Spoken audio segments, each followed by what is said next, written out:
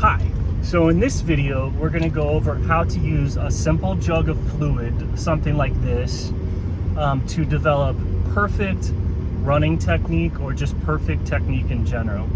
So perfect technique is when you are aligned with what is happening. You're both facilitating what's happening and you're being moved by what is happening. And so that skill is incredibly similar, if not identical, to surfing or reading the direction of the currents of reality so that you get in that current to take it where you want to go.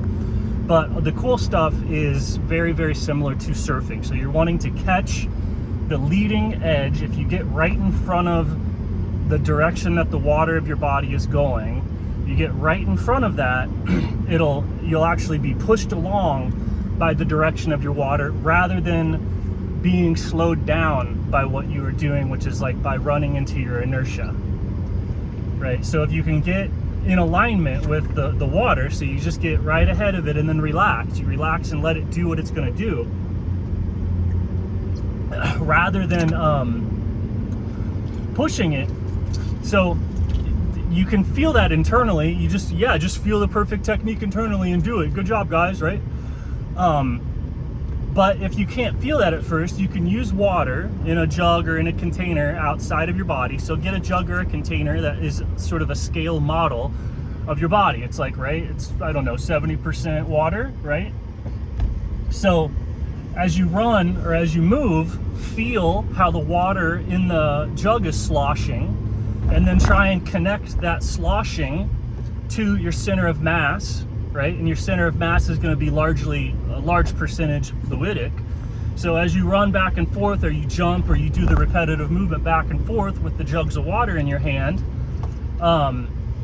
you can feel the sloshing and get your center of mass connected with the sloshing. And then on each step, either slow down your step or speed up the step, and just get it so that your center of mass is staying right in front of the sloshing. And if you're doing it right, you'll actually have the sloshing of the bottle be pushing or pulling on your center of mass. You can use the inertia of the water and try and have that water sloshing actually assist the movement of your center of mass. So your running, your power stroke, and all that other stuff. And as you do that, as you dial into the fluidic water, the water in your body is going to be behaving exactly the same. So if you just kind of like, relax and tense up to that perfect degree to where your center of mass is connected to the water, you'll be able to use the jug to feel what the water in your body is doing, because it's doing the same thing. And then you can get right on that. And then once you align with the sloshing, that's 80 or 90% of your energy expenditure, your muscular exertion is spent just causing the water to go in a different way than what it's already doing. That's all your muscular exertion is. It's an electrical activity in the water of the body that is causing the water to do something other than what it would naturally be doing, which is kind of just sitting there, or it's falling down a hill or whatever else. When you exert your muscles, you're causing that gelatinous water matrix to just kind of like you're electrically pushing it forward. And so if you align with the sloshing that it's already doing, there's almost no energy expenditure, because the water is just going to want to continue to flow in that direction. And if you don't get in its way, then there's no muscular exertion to keep having to like restart the water over and over and over again. And that's the only difference between a super dialed in athlete and somebody who's not in shape. When it means to be in shape, it just means that you've practiced the movements enough that you're not pushing against the water of the body.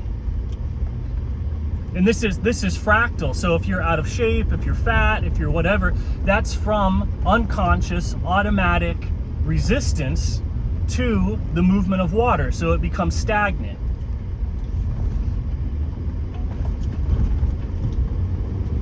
If you're not resisting it, then the current, the energy draw, everything goes up, and your body will start to look more svelte.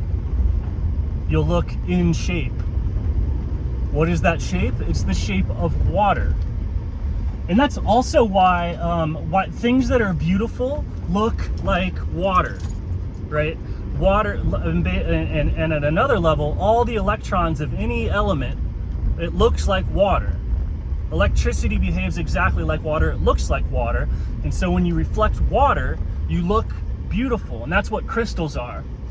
The reason that crystals, when you like rub two quartz crystals together and the crystals light up, it creates light when you rub crystals together. That's because the crystalline matrix is fractally connected all the way down to the electrical level. It's structured down to the atoms. And so when you press on the crystal, you are actually pressing on the electron level of the element. And when you move the electron level of the element, it creates light. On most substances that are not crystalline, you're moving groups of electrons. You're moving parts of the object versus other parts of the object. But with a crystal, if you compress or you push into any part of it, the whole network of electricity all bends and warps in response to it. So when you hit two quartz crystals together, that impact actually goes all the way down to the electron level, causes the electrons to move around, and the electrons moving around like that actually causes light to be released. Light is the wave emitted by electrons.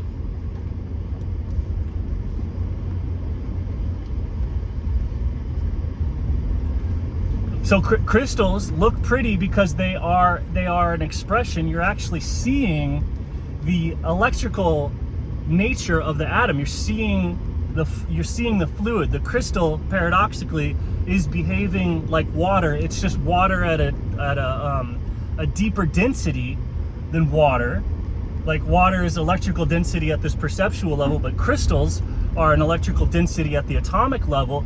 But because that crystalline lattice structure goes from the atomic level up to the macroscopic level, it's organized that whole way. You can interact physically from this level with the electrical level of that level. So that interaction means that the crystal expresses this like translucent, watery, clear attributes that you see in crystals, and that's why they're pretty. They look like the electrical level. They look like water, and so we find that beautiful. And so if you move like water, if you move fluidically, if you have the properties of water, you will look beautiful, like water looks beautiful. You know, kind of shimmery, kind of translucent, flowing, powerful. All of that is from expressing your fluidic nature. And so yeah, if you just run around with like jugs of fluid, it lets you express your fluidic nature. It's kind of a hack.